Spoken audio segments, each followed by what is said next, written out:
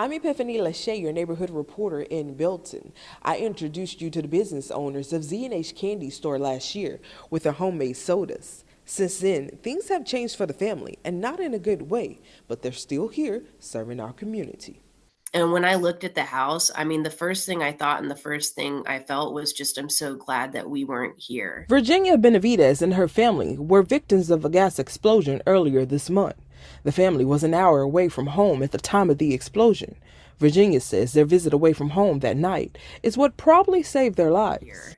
I'm so glad that we were gone because that sort of damage happens instantaneously, and there's not really anything you can do about it.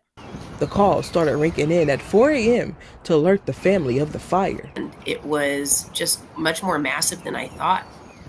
And the fire chief told us, all of your windows are blown out, your door was blown off the hinges, your walls have been displaced.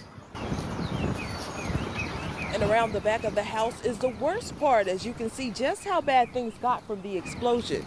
The family has lived here for 4 years, since 2021.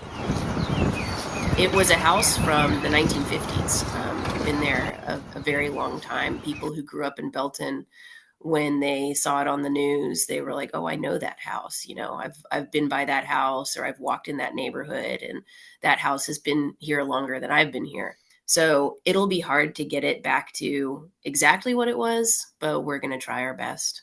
And right now, the family is currently out celebrating spring break with their 3 and 7-year-old to keep some normalcy. I'm told the family will be moving into a rental property on this same block until they rebuild this treasured home.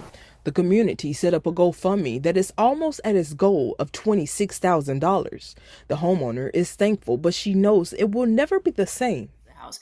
We were doing all sorts of projects in the house. You know, we were painting and doing some custom furniture. We had changed out a lot of the floors. We were trying to get everything to look kind of closer to maybe the original aesthetic. It's a really neat, like, one story ranch style mid-century home. Supporting this business is the best way, the homeowner says she can be helped right now. We'll have those details inside this story. Reporting in Belton, I'm Epiphany Lachey.